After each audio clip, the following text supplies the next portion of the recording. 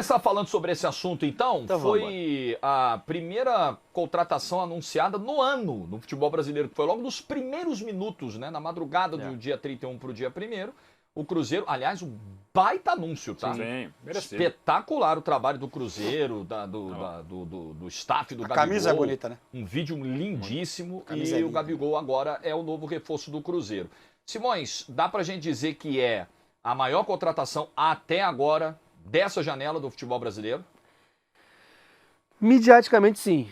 Eu acho que o fato do Palmeiras tirar o Paulinho do Galo, que até ontem, sei lá, era um dos grandes, né, um dos grandes times do Brasil, de equipes, né, de elencos montados do Brasil, eu acho que chama mais atenção. Mas o Gabigol, cara, nos últimos 5, 6 anos briga para ser o jogador do Brasil nos últimos anos. O senhor está equivocado, desculpa. O quê? Nos últimos 2 anos ele não jogou absolutamente nada. Não jogou nada. Mas você então não pode ser nos últimos 5. Não, mas nos últimos 5 ele tem artilharia de brasileiro, artilharia de já em 18 no Libertadores. Santos já foi muito Tá, bem. e nos últimos 2 anos, fez o quê? Não, foi muito mal, mas Muito eu ia mal. chegar lá. Mas olha, mesmo nesse pior ano da carreira dele no Flamengo, que foi o de 24, decisivo. ele decidiu a Copa do Brasil. Contra o Galo. Né? Contra o rival do Galo, Cruzeiro. o rival do Mas Cruzeiro. Então, assim, bola mesmo, o Gabigol não tem uma sequência, já são 2 anos. eu acho...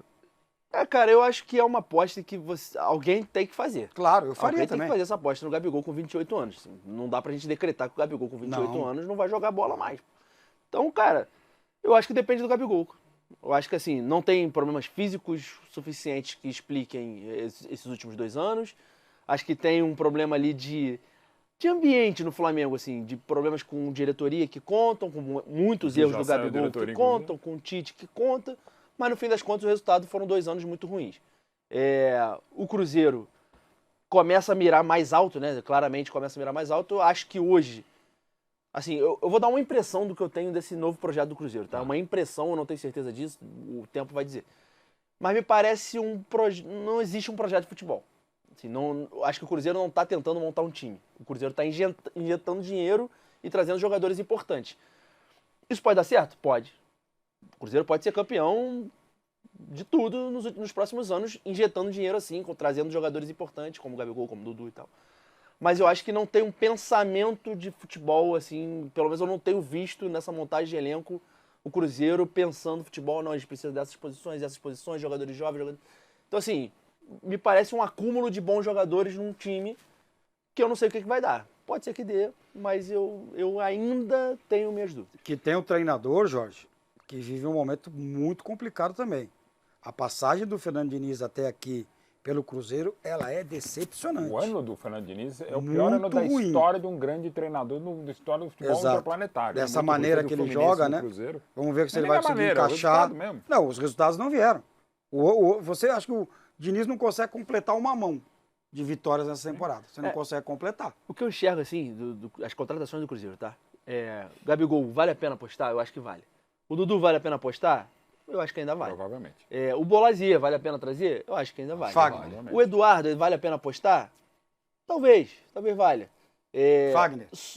O Fagner acho que não vale a pena apostar, não. Mas o Cássio valia a pena apostar, eu achava.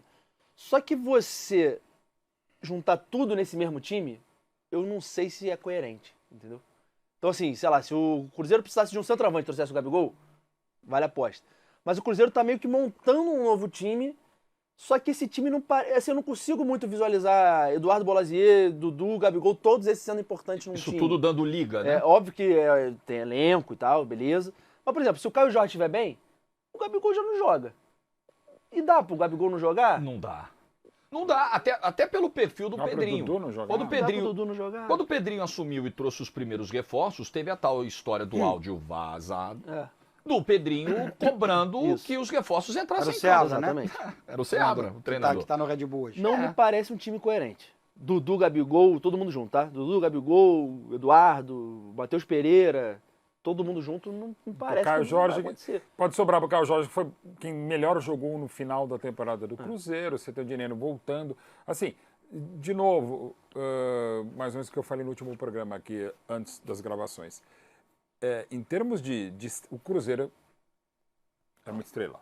Várias estrelas do Cruzeiro do Sul. O Cruzeiro apostou nas estrelas. Né? O Cruzeiro trouxe, para a ordem cronológica, um dos maiores, para muitos, o maior goleiro da história do Corinthians, e para alguns até, exageradamente, mas respeitando, um dos maiores nomes da história do Corinthians, vencedor, campeoníssimo, que é o Cássio. Talvez seja mesmo. Trouxe do Palmeiras o craque ídolo do Palmeiras do século XXI. Um dos maiores e da história traz também.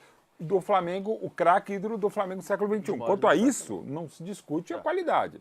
Todos juntos, e não é questão de etarismo, longe disso, até porque, de novo, o Gabigol tem 28 anos, o Dudu já tem 32 para 33, porém uma lesão séria, não vive um grande momento. O Gabigol fez 2 anos ruins, mas chegou atropelando no final, justamente contra o maior rival do Cruzeiro, que é o Galo, tal. E o Cássio foi bem enquanto pôde, enfim. Tem todo o componente, não são só os 3, tem outros, tem um time, enfim, para a história, para a glória do Cruzeiro na altura. Agora, vai dar certo? Aí você pode citar, lembra da Selegalo de 94, que durou 6 meses, lembra do primeiro projeto Tóquio, foi do Corinthians, que era uma seleção em 85, mas os caras quebraram pau, aquele Flamengo de 95 com o melhor ataque do mundo, do Edmundo, do Romário, do Sábio, né? E depois da SL, também no próprio Grêmio 2001, enfim... Algumas vezes não rola, mas outras vezes rola, né? Então, assim, não dá para saber. Mas, assim, é uma garantia, não é? Não. Como não seria se o Cruzeiro trouxesse o Messi aos 27 anos, o Cristiano Ronaldo, como foi maravilhoso quando chegou o Alex em 2002 para brilhar no multicampeão da Tríplice Coroa de 2003, como se trouxesse agora Dirceu Lopes e Tostão, não sei. Dá para colocar em interrogação? Óbvio que dá. O ponto que eu falo de projeto é, se não fossem esses carimbos que você deu agora, tipo, um dos maiores ídolos da história do Corinthians, um dos maiores ídolos da história do Flamengo, do Palmeiras, se não fossem esses carimbos, se eles fossem jogadores argentinos com as mesmas qualidades, tá? Mesmo momento técnico, do Vélez Sarsfield. O mesmo momento técnico, o mesmo momento de idade, o mesmo momento físico, o Cruzeiro contrataria? Entendeu o que eu tô falando? Se o Gabigol não fosse o Gabigol, tudo que envolve, o Cruzeiro contrataria um jogador que fez esses últimos 2 anos? Talvez não fizesse esse movimento. Então, assim, me preocupa ser muito mais uma empolgação pelos nomes do que sentar numa mesa e falar, cara, vamos lá, vamos ganhar coisa. Qual o time que a gente vai montar? Gabigol, Dudu? Então, não me parece que foi isso, entendeu? Então, assim, eu tô meio ressabiado, por enquanto. Mas, assim, o componente midiático, eu acho um ponto do Simões interessante, mas, assim, o componente midiático, ele também conta muito, né? Conta muito. Ainda mais hoje em dia. Gabigol é um cara... mas não resolve. Não, sozinho não Dentro resolve. de campo não vai resolver. Mas ele precisa fazer parte do combo. Você trazer um cara com o poder de mobilização que o Gabigol tem, né? O poder de atingir o público jovem. Você olha os mascotinhos quando o Gabigol vai jogar, os mascotinhos do adversário estão lá. Sim, isso que eu ia falar. E na América do Sul. Lembra em 2020 a Recopa Sul-Americana? O Gabigol tem um carisma impressionante. E para tudo que o Cruzeiro sofreu em 2019, quando cai, nos anos que ele passou em Série B, em uma das temporadas arriscando até para ir para C, esse carinho, esse chamego, essa volta do Cruzeiro grande, forte, cabuloso e tal, também se justifica em alguns pontos. Vamos mostrar já que já chegando. Mas, Mauro, tem algumas contratações que, por exemplo, eu gostaria de entender por que o Fagner. O Fagner é mais difícil. Se o Cruzeiro tem um lateral, que é ótimo. Chegou, inclusive, a ser convocado para a seleção brasileira. Jogando muito mais. Para que você vai trazer o Fagner? O William foi o melhor lateral direito, pelo menos, do primeiro turno do brasileiro. Primeiro turno, a não ser que uma composição, provavelmente. Ótimo, porque o Corinthians está pagando metade. O Cruzeiro vai pagar só metade do salário, o Corinthians vai pagar outra metade. Precisaria trazer? O Eduardo, vai jogar onde? Nesse time do Cruzeiro. Eu composição de elenco. Você vai precisar de elenco. Olha o que vai ser essa loucura dessa temporada. Olha o que vai ser o Cruzeiro calendário. Para todo mundo, né? Como vai exigir de todo mundo. 4 competições. Sim, Mineiro, Copa do Brasil, Brasileiro, Sul-Americano e Brasileiro. O ponto que o Jorge falou é perfeito. Assim, o torcedor do Cruzeiro, imagino que esteja bravo comigo agora, que estou meio que... Acho que não. Duvidando. Eu acho assim, trazer o Gabigol isolado, foi como eu falei, trazer o Gabigol isoladamente, acho que tem muito a ganhar. Só que me parece que o Cruzeiro está montando um time baseado nesses aspectos. E eu acho que isso, para o time dar certo, eu acho que precisa ter um pouquinho de projeto de futebol. Porque quando você fala de projeto, a gente imagina que seja algo de um prazo mais extenso. Acho que enxer no meu projeto. Né? Como já diria o professor. Eu tô falando assim, um projeto sim. Porque eu acho que o Pedrinho ele quer encurtar caminho, sabe? E talvez jorrar dinheiro. E às vezes isso seja um crime. Isso pode se reverter. Tanto que o Cruzeiro, nos primeiros meses ainda do Pedrinho como gestor da SAF, o Cruzeiro bateu a final do Sul-Americano. Sim. Com reforços, com caras que ele tirou do bolso e trouxe ao meio do ano. O Botafogo contratou, o projeto era para 5 anos, no segundo foi campeão. Então, o treinador chegou em abril. Vamos lá. É aí que eu queria chegar. A diferença de projeto que eu quero dizer é o seguinte. O Botafogo... Eu tô contigo nessa aí. Ele abre aqui, vamos lá, 2025. Temos essas competições, podemos chegar a tantos jogos. Então, o que a gente já tem? A gente tem um bom goleiro, tem aqui, o Matheus Pereira, tá, o que a gente precisa? Pô, cara, a gente precisa fortalecer aqui o ataque, tá? O que a gente vai fazer? Pô, o Caio Jorge tá bem e tal. Então, assim, monte-se, então, um plantel com 2 opções e forte em todas. Por exemplo, eu acho que o Cruzeiro agora tá perto de trazer o zagueiro do Vélez, esqueci o nome dele agora, cara. O zagueiro de 21 anos do Vélez, Canhoto, foi um dos melhores zagueiros muito bom. Da Argentina no ano. Ótima promessa. Valentim Gomes. Valentim Gomes. 17 anos aí eu já acho que é uma contratação que você bota um dinheiro e você já enxerga uma coisa mais e até com possibilidade ali. De negócios para a Europa. Então se o Cruzeiro, depois dessa porrada midiática, ele começar a enxertar coisas mais... Pô, não tão midiáticas, né? Mas bons jogadores. O Wallace não chegou bem, de repente o primeiro volante ali para ter opção pro Lucas Romero e tal, o Lucas Silva já não tá mais essas coisas, tá, beleza. O lateral direito trouxe o Fagner e tal, não traria. Eu digo assim, me parece que o Cruzeiro não abriu uma mesa, uma planilha na mesa e entendeu quais eram as carências e foi atrás dela. Mas eu acho que me parece que o às vezes, primeiro se preocupou com o nome. Eu imagino que o Diniz tenha participado de tudo isso. Porque o Diniz, assim, tem uma outra história que ela precisa ser contada. Mas o Diniz fez um movimento parecido no Fluminense, foi um desastre. Exato. Mas o Diniz, ele só fica no Cruzeiro porque ele deu um checkmate. Ele deu um all-in.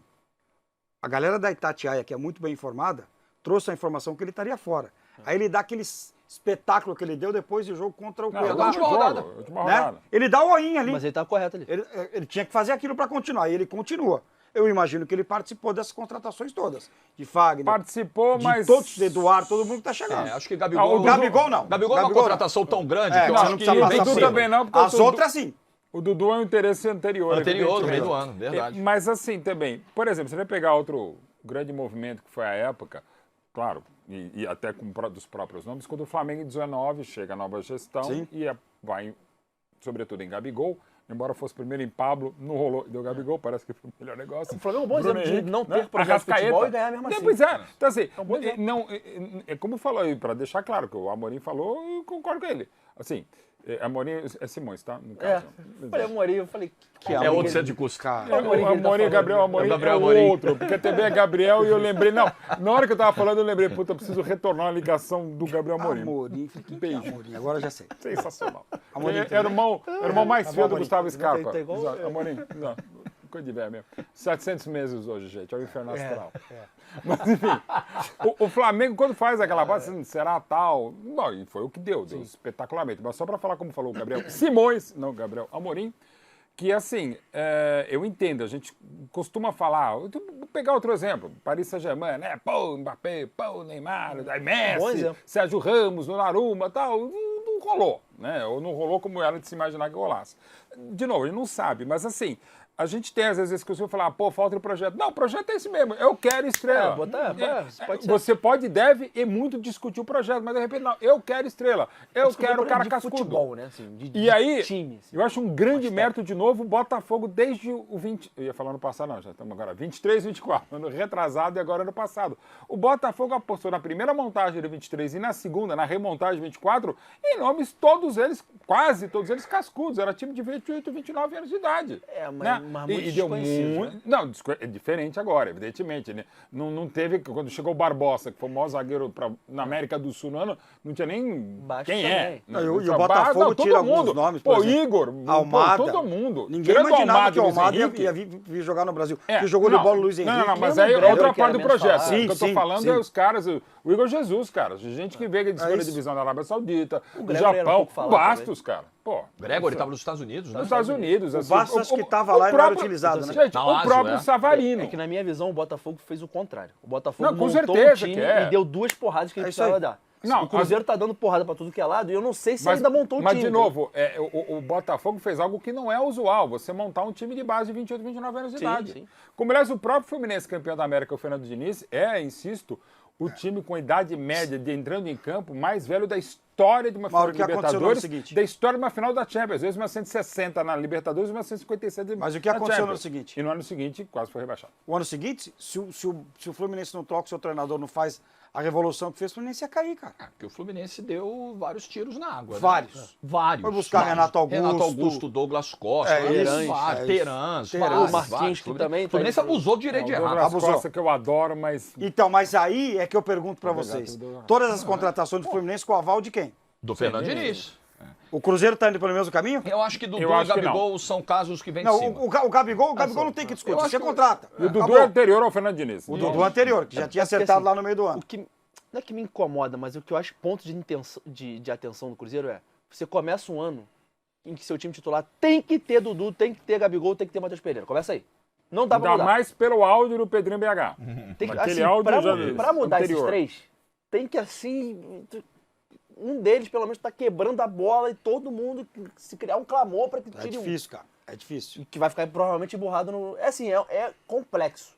Eu acho que assim, por exemplo, é o Diniz, mas se fosse qualquer outro, se o Cruzeiro já sem técnico agora, se eu fosse técnico de futebol, cara, é um time que pode te dar muito, mas pode te tirar muito. E pode te cobrar desde o Mineiro. Né? É como diz o Mauro Betti, a dor de cabeça que todo treinador gosta de ter. É a dor de cabeça positiva. Positiva. Exato. Porque assim, o Gabigol vai chegar para jogar. Positiva. O Gabigol vai jogar. Tem que jogar. O Dudu vem de lesão, mas vai jogar. Não, vai jogar. E os meninos que estavam lá? Caio Jorge, faz o quê? Caio Jorge estava bem. Caio Jorge talvez fosse o melhor, o próprio Matheus Pereira. Não é um Matheus Pereira joga muita bola. E não é um encaixe tão fácil. Faz o quê? Já que vocês estão falando... O Eduardo acho que ainda dá pra contornar. O Eduardo fez a escolha errada. O Bolazier que... Enfim. Já tem ótimo reforço, mas será que era... Só para corrigir, o Bastos jogou na Lazio, ficou um tempo lá e não era titular absoluto, ele estava no Al-Ahly depois, isso. né? Aí veio pro Botafogo.